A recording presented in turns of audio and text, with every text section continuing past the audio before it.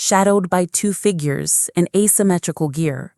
But it wasn't the kneeling prisoner that froze her blood. It was the object just beside him. A box, matte black, barely larger than a backpack, but unmistakable. She spoke before she could stop herself. "That can't be, that unit was destroyed." The silent figure turned. Lieutenant Julia Keene, call sign Moth, last seen 7 years ago. Presumed lost during a failed intercept in the Caspian corridor, but her face was unmistakable. Older, yes. The softness weathered away, but her stare still carried that strange, deliberate weight that once could silence entire briefings. She didn't nod, didn't smile, just gestured toward the screen and said, "That box wasn't part of the failed program. It's a successor, and it's active." Rory exhaled slowly, mind catching up to the implications. If it was active, then someone had access to the original encryption, to the Red Falcon archives, to material that had been promised locked forever in an Arctic server silo with the suicide burn built into the kernel. Rashid grunted and crossed his arms. "We think the box was moved 2 weeks ago. Not by Jakok, not by anyone on the Five Eyes grid. This was internal, deep internal." Rory didn't speak. She didn't need to. She simply stared at the grainy image until the silence said enough. Moth turned away and tapped twice on the screen. A new image flickered into place. Another satellite frame, this one of a downed drone. Scattered across rock, partially disassembled, she pointed to a marking on one of the inner fins. Rory squinted. It was faint, worn, barely distinguishable through the pixelation, but there it was, a falcon, partially burnt away, one of their old birds. The implication wasn't just betrayal, it was resurrection. Someone had taken pieces of Red Falcon, scraps, relics, forgotten tech, and reassembled them into something operational, something mobile, something pointed at the wrong side of the board. Rashid leaned forward. "They didn't just pull our wreckage from that mountain, they reprogrammed it. Whoever's behind this doesn't want to revive the Falcon, they want to hijack it," Keene added. "We don't know who yet, but the compound's in Helmand Province, civilian cover, last operatives who went in. Joint Italian SIGINT team went dark. All we got was one still image and this." She held up a small object between two gloved fingers. Rory recognized the material instantly. Carbon-weave dog tags, standard issue only to Deep Cloak operatives. The code etched into it was hers. Or rather, it was her backup alias. A decoy identity used only once in a mission that had never been declassified. And now someone had retrieved it. For the first time in years, Rory felt the edges of herself reconfiguring, not just muscle memory, not just instinct, but something deeper. Purpose, the kind of cold, clean purpose that eroded fear. She nodded once, slowly. "They're baiting us, whoever this is. They knew we'd come." Keene said nothing. Rashid muttered, "And we're going anyway." Rory looked at the recon jet's wing, sleek, silent, still warm from calibration. "What's the window?" 17 hours. Extraction must happen in 6. Infill happens at 0300 local time. You'll go in alone. They'll spot more than one. I assumed as much. Her tone was flat. Not brave, just final. Keene reached into a case beside the monitor and pulled out a patch, stitched black thread. The Falcon and bolt, same as before. But this one had been altered. A crimson border now surrounded the emblem. A silent signal. No backup, no communications trace, no extraction unless the mission completes. Not a threat, a fact. Rory took it, ran her thumb over the stitching, then Keene added, without emotion, "They cleared your readmission. You're activated." Rory didn't respond.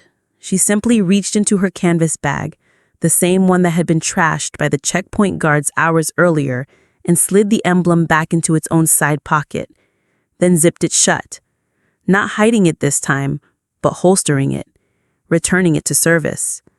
By the time the briefing ended, she had already stripped off her base uniform, pulled on the suit that still fit her like second skin, and tightened the final strap of her old wristband, the one with the 3 notches she had carved herself the night before her first mission, back when her name still meant something, only to herself.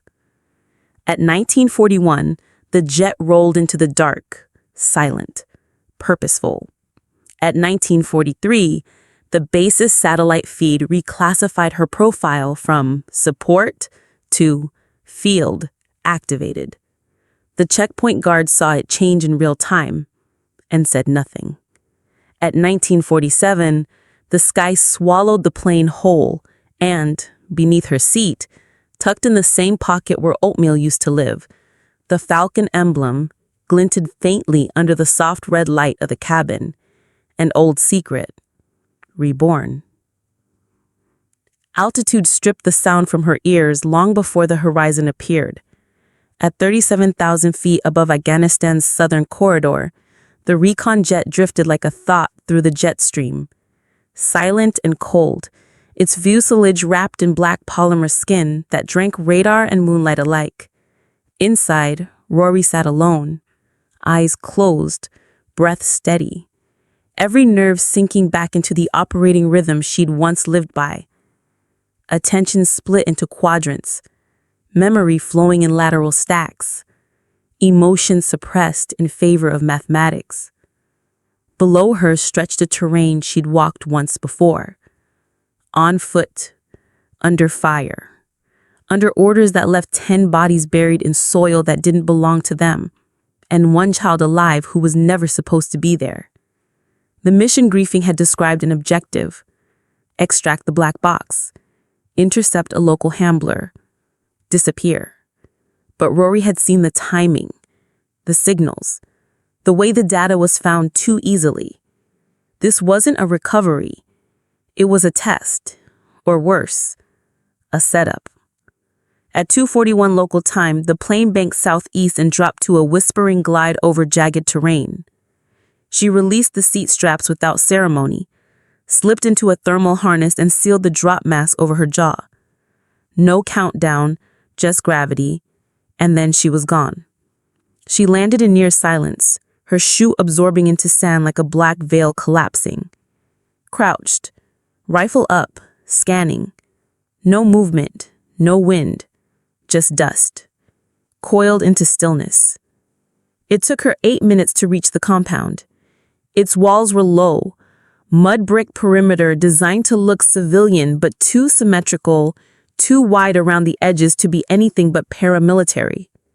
She found an access point near the western power box and waited. The silence was surgical. She slipped inside, following the heat trace of the image from the briefing. Inner courtyard, box in the center. Prisoner kneeling. Except there was no prisoner now. Just the box and the person who stood beside it. A woman dressed in matte black gear. Unarmed, face uncovered, and unmistakable. Moth. Keen. The same woman who had briefed her 24 hours earlier. For a second, Rory's breath caught. She raised her weapon but didn't fire, because the look in Moth's eyes wasn't hostile. It was sad. She spoke first. "I told you they reactivated Red Falcon. I didn't say who reactivated it." Rory stayed frozen. "What is this?" Moth's hand stayed visible. "They brought us here to see if we'd come willingly, to see who would return when called. You're not with JSOC. No one is. Not anymore." The box at her feet hissed, a soft venting of heat, a red light blinking, once, twice, like a heartbeat. Rory stepped closer. "What's in it?" "Proof," Moth answered. "Not of our orders, not of their war, but of what they did to us. Rory lowered her weapon. Moth continued, voice calm. You were right. This wasn't about extraction. This was about revelation. The emblem in your bag. They planted it there. You didn't pack it. Rory blinked. Number. I zipped that bag myself. You zipped what they gave you. Behind her, the black box clicked once. Moth nodded toward it. They don't want to control us anymore. They want to erase us entirely. But they needed to see who still responded, who still remembered. Rory's mouth was dry. So they set a trap. No, Moth said. We did. In that instant, the ground shook faintly, not from below, but from above, a vibration across the courtyard, a signal. Rory turned slowly and looked to the eastern sky, a drone formation, barely visible, but unmistakable. She whispered, Those are ours. Moth shook her head. Not anymore. The box hissed again. On its surface, a symbol appeared. Not the Falcon, not the bolt, but a name. Red Falcon Archive 0.1. It wasn't a weapon. It was a memory vault. Rory stared at it, realization blooming in her chest, like fire. This wasn't a strike mission. It was a broadcast. Every mission, every kill order, every denied operation Red Falcon had executed over 15 years was stored inside, and it was now online. Moth turned, her voice called. Now, the moment they scanned your bag, the clock started. The emblem wasn't just symbolic, it was a beacon. We were the trigger. And now, the world will see who we really were. Rory stepped back, not out of fear, but awe. You're burning it all down. No, Moth said. We're letting them see the ashes. Then from above, the first signal flickered across the sky, a brief pulse of blue that streaked silently from horizon to horizon. Transmission began. The silence shattered. Inside bases around the world, encrypted terminals blinked, names decrypted, files unlocked, photos surfaced, and the code name Valkyrie. Rory's scrolled across classified feeds seen by presidents, generals, and ghosts. She didn't move, didn't speak. She simply lowered her rifle, stepped toward the box, and sat beside Moth, the weight of years finally finding a place to settle. The war they had buried had come home, and this time no one can pretend it didn't exist. The world didn't end with a bang or a siren. It ended with a red notification on 1,000 black screens inside NATO command centers, underground bunkers, aircraft carriers, and embassies. Senior officers stopped mid-sentence as encrypted feeds cracked open like old bones. The emblem appeared first, a falcon clutching a bolt. Then a list of names, some dead, some presumed dead, and others, like Rory Vale, suddenly unerased. She watched it unfold from a room beneath the compound, sitting in the dark beside the still humming black box, her heart calm in the eye of a storm she hadn't fully understood until now. Above her, Moth monitored the stream without emotion, occasionally adjusting the data pulse or muting inbound attempts to sever the signal. Attempts failed. The system was hardened beyond anything conventional. What they had unleashed wasn't a leak, it was a confession machine. A vault they had spent years constructing from fragments of intersected logs, erased recordings, burnt after read memos, and ghost transmissions salvaged from the dark edges of Falcon's collapse. It had one purpose: to show the cost of silence. The stream reached embassies in Berlin, Tokyo, Canberra, Buenos Aires, Cairo. Former allies blinked at footage of unauthorized strikes, ghost detainments, secret renditions, tagged with names of operatives who were supposed to never have existed. Families who had received caskets with no bodies saw for the first time what happened in corridors never built on maps, and in one particular Pentagon terminal, an aging general sat motionless as a clip loaded showing his own voice authorizing the liquidation of asset Valkyrie in 2011, an order never carried out. Rory saw it too. The date, the location, her own image entering a building in Homs, Syria, 20 minutes before an IED collapsed the wing. They had tried to erase her once before, not metaphorically, literally. She leaned back, hand resting on her knee, and felt nothing but clarity. There was no rage, no heartbreak, just confirmation. Moth finally spoke. It's reached the final node. Nothing can stop it now. The entire archive will be mirrored and replicated globally within 42 minutes. Rory nodded slowly, and after that, we disappear again. But not as ghosts, as consequences. Outside, the wind shifted, not violent, just different. A change in the weight of the night. They had set fire to the structure that created them, and now it would burn in every direction. Red Falcon wasn't being resurrected. It was being laid bare so that it can never be rebuilt. For Rory, that was enough. Not justice, not vengeance, just the truth, finally free of containment. When she rose from the chair, her knees ached, not from age, but from use. The flight out would be untraceable, silent, uncelebrated. There would be no medals, no apologies, no official record of what had been done tonight. But for the first time in years, she no longer needed any of it. She picked up the emblem and placed it in her palm. It was warm, not with power, but with closure.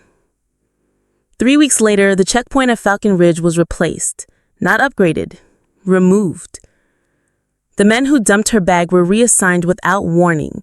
Internal memos marked it as a routine personnel shift, but those who were there knew better. In Supply Annex, Rory's desk remained empty. No explanation was given. No box cleared the drawer. The drawer still had a faded notebook, one spoon, a metal ring with a burned edge. Across the world, the stream faded slowly from headlines, buried under noise, reclassified under new code names. But something lingered. Not in the news, not in policy, but in silence. In the way younger officers paused at locked doors, in how colonels no longer laughed when a woman stepped into the room, and an occasional whisper when a drone lost signal mid-flight and someone muttered, "Red Falcon." Rory Vale was gone again, not buried, not hidden, just folded into the fabric of consequence. She had never asked for recognition, only to not be erased. Now in some dark archive, the world knew her name. That was enough. Some stories don't end with applause. Some end with silence, and the quiet knowledge that the truth was seen. If you stayed until the end, tell us in the comments, what would you have done in her place? And if you believe stories like hers deserve to be remembered, share this one. Somebody out there needs. In a corridor that smelled of burnished steel and fluorescent dread, they emptied her canvas bag across the cold floor lip. Bomb, a dog-eared notebook, a single photograph, while soldiers snickered. Then a junior guard unlatched the final pocket, and everything, voices, footsteps, even the ventilation hum, cut to silence, because the emblem he raised into the light was one they had been told existed only in rumor, one that meant every clearance in the building had just dropped below hers. Welcome to the Human Stories. Before we continue, tell us in the comments, where in the world are you watching from? And if you believe stories like this deserve to be heard, tap that subscribe button. Lieutenant Commander Aurora Vale had chosen obscurity with the precision of a surgeon sewing a vein. No sudden movements, no loose ends, just the slow, methodical stitching of an anonymous life far from battlefields that still flared behind her eyelids whenever she risked sleep. She lived now in the administrative underbelly of Falcon Ridge Air Logistics Center, a sprawling base carved into wind-scoured prairie, where her name was stamped on forms that guided shipments of hydraulic seals and compressor blades, never on briefings that shaped the fates of nations.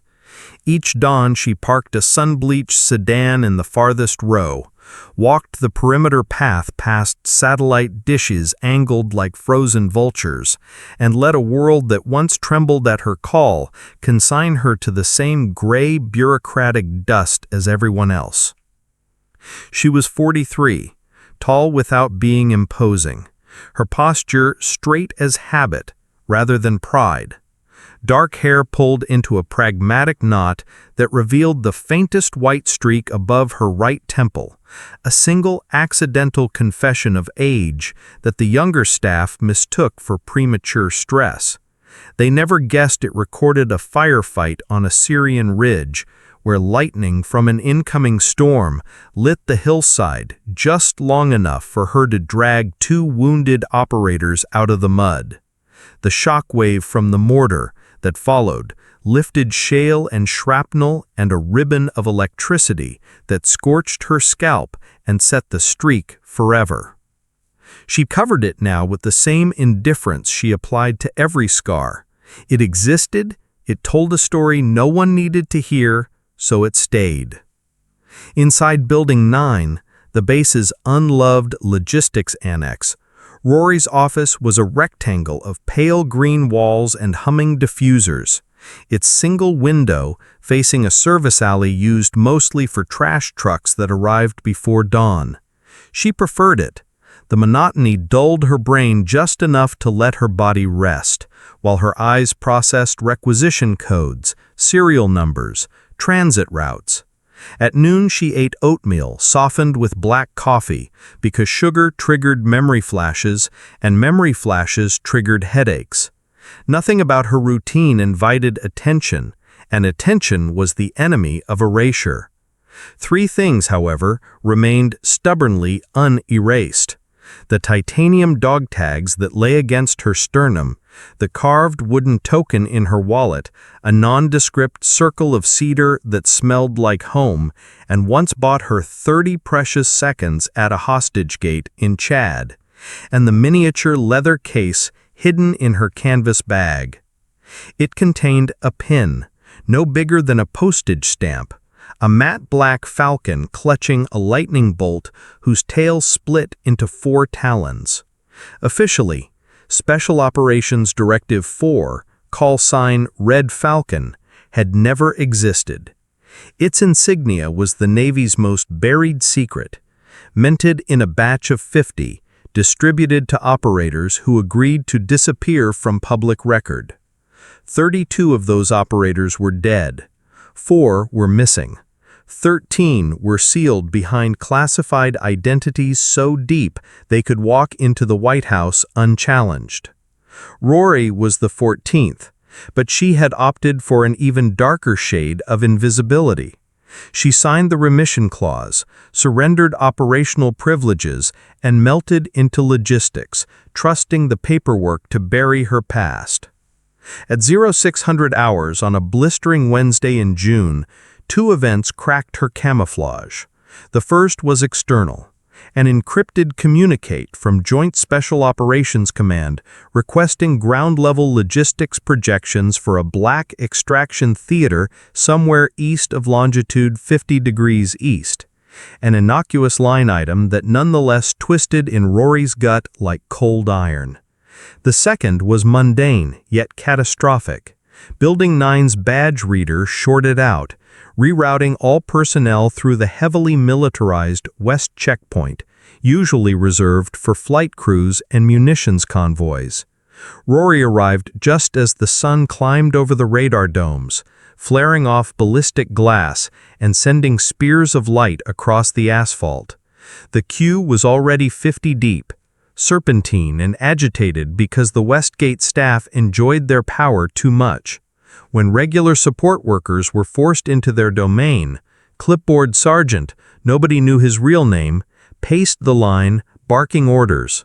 His mirrored shades reflected every wince, every slump of shoulders.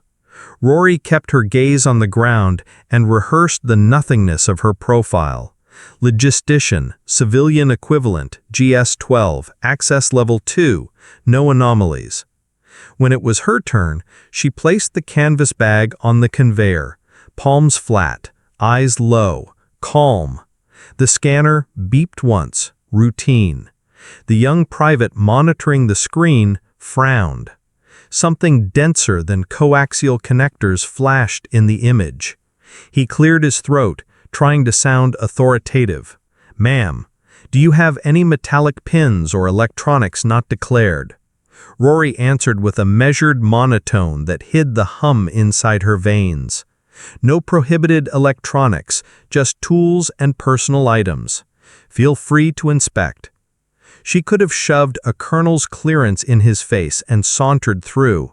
The remission clause deactivated her field privileges, but not the priority code embedded in the card's magnetic strip. Yet, she chose subservience. It was safer. Private Bradford, badge crooked, acne burning red under fluorescent wrath, gestured to a stainless steel table and began emptying the bag. A travel mug, a dog-eared moleskin, a microdriver, set, the cedar token, the oatmeal pack, a folded cotton t-shirt. Items clacked like guilty coins into a plastic tray. Clipboard sergeant wandered over, scenting entertainment, and soon a half-circle of bored security techs gathered, elbows propped on the rail, eyes hungry for anomaly. Bradford reached the final zipper. Rory's pulse tightened, but her face remained the color of stone. The leather case tumbled out, weightless yet urgent, landing beside a pair of oil-blotched gloves. The private flipped it open, and time became viscous.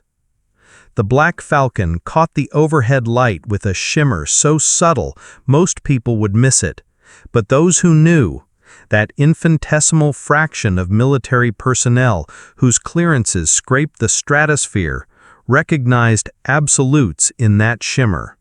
No fail missions, bodies buried under desert moons, a single radio call that could redirect satellites. Bradford saw none of that. He saw a bird and a lightning bolt. Clipboard sergeant, however, inhaled as if the air had barbed wire in it. The room's chatter collapsed. Somewhere behind the scanners, a phone rang twice and stopped. A silent alarm to supervisory control. Sergeant lowered his shades, pupils constricted, breath exited between clenched teeth. He glanced at Rory, then at the emblem, then at his men. Calculation flickering across his jaw.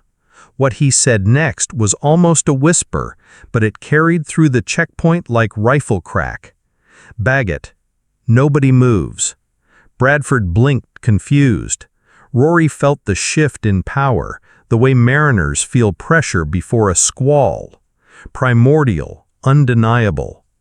Two MPs appeared as if conjured, hands resting on holsters. Regulation theater, but the fear in their eyes betrayed ignorance. They didn't know what they were guarding, only that the sergeant suddenly acted as if they stood beside a live bomb.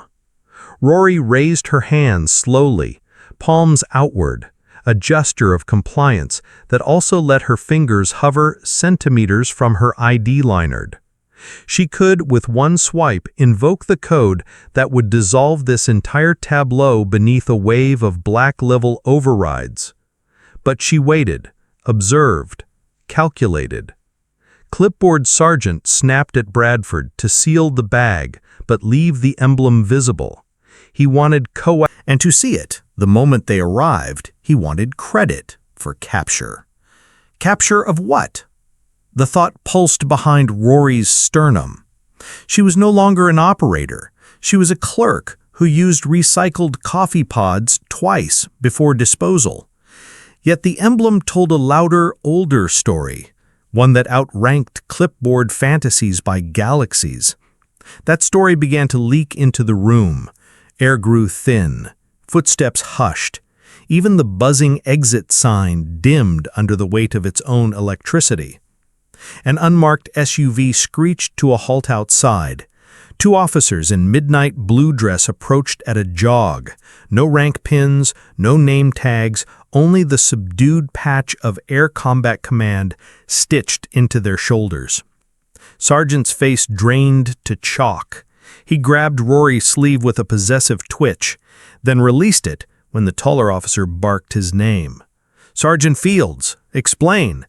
Fields gestured to the table, mouth working soundlessly. The tall officer's gaze shifted to the emblem, and Rory watched déjà vu ripple across features schooled never to reveal emotion. He composed himself, inhaled, then looked at her, not at her ID, not at the bag, but directly, as if scanning bone for barcodes. "Lieutenant Commander Vale," he said. Statement, not question. "Why is a Red Falcon operator moving through this gate without escort?" A dozen heads pivoted toward her.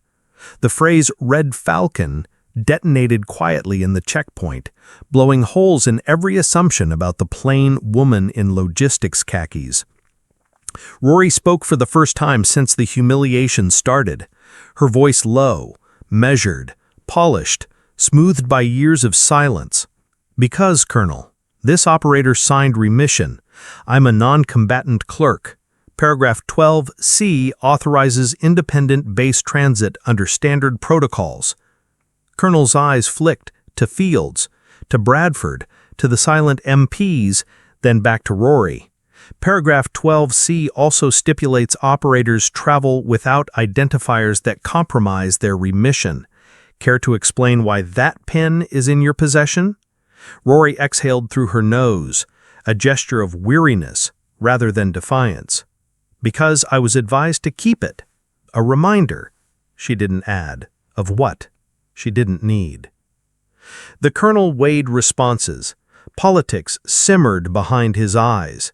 Security staff fidgeted, shrinking beneath tensions they couldn't name. Finally, he nodded once curt. "Sergeant, return her property. Log a procedural error, then clear this gate within the hour." Fields opened his mouth to protest. The colonel cut him down with a glance. "That's an order." Bradford swept items back into Rory's bag with hands that trembled just enough to clatter the tools. When he reached the leather case, he hesitated, holding it as though it might electrocute him.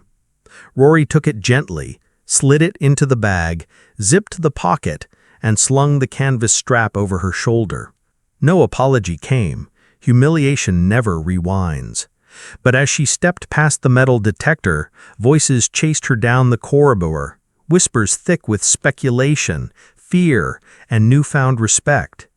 By the time Rory reached Building 9, she had tamped the episode into a tight compartment in her mind, yet its aftershocks crept through the day like hairline fractures. The JSOC request now looked less random. Phone calls she couldn't trace pinged her extension, then vanished. Even the breeze outside smelled sharper, as if reality itself had shifted tint.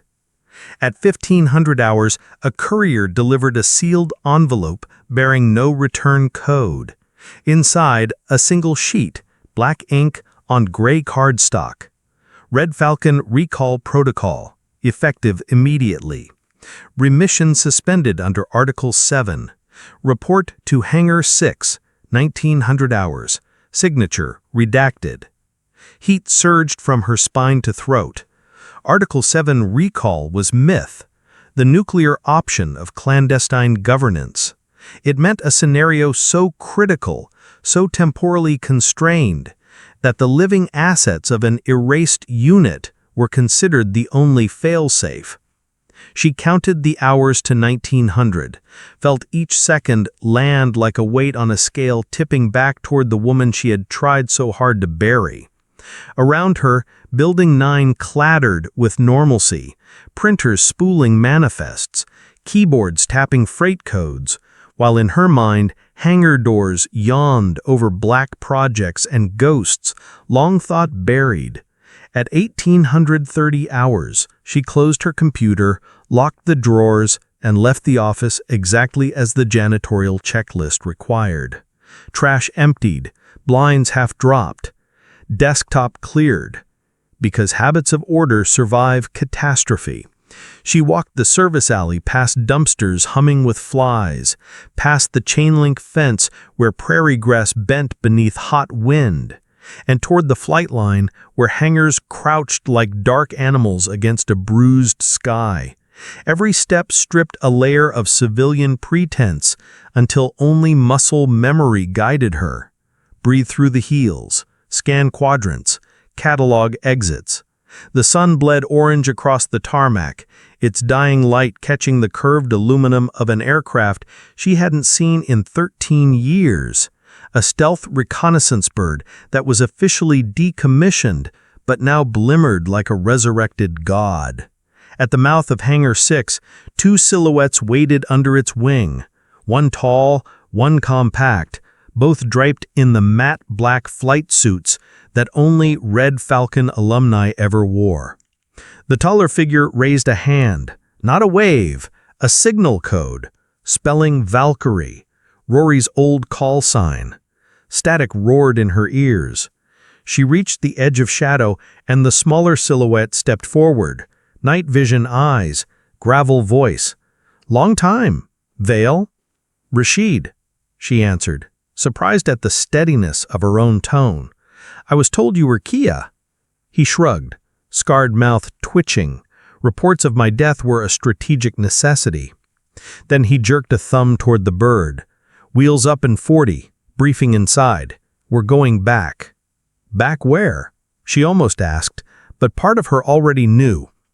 East of 50 degrees east, in a desert whose sand still bore the imprint of her kneeling form, as she whispered extraction codes into a blood-slicked radio the day Red Falcon disbanded. The past wasn't done with any of them. She followed Rashid into the hangar, boots echoing, throat tight, silent, emblem heavy against her chest. The humiliation of the morning felt trivial now, a petty tremor before the quake. Yet in that tremor lay the first crack that let this avalanche through. Security had trashed her bag, but what spilled out was a ghost the world could not deny. A ghost now slipping into moonlit altitude with vengeance on its wings. The interior of Hangar 6 swallowed sound like an ancient chapel.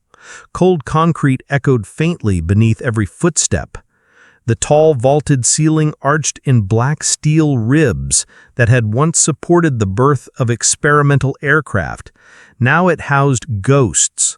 Floodlights glowed soft and surgical across the underbelly of the recon jet, casting distorted silhouettes against the metallic walls. Three figures reunited by something older than duty and darker than command. Rory stood at the center of it, her posture rigid without trying, arms crossed loosely but shoulders taut. Beside her, Rashid walked with the rolling gait of a man whose legs had been rebuilt by necessity, not grace. The third figure, lean, unreadable, wrapped in silence like a shroud, remained near a folding table where a single screen displayed a frozen satellite frame of terrain Rory hadn't seen in over a decade. It was desert, and not just any desert. The kind of desert that didn't appear on conventional maps, where rivers dried mid-sentence and villages collapsed under wind and rumor. In the image, a compound of low, whitewashed structures ringed by fencing that cast no shadow, guarded by figures too pixelated to identify, except one in the center courtyard, an outline Rory recognized immediately, the bent knee of a man in submission, hands bound behind him.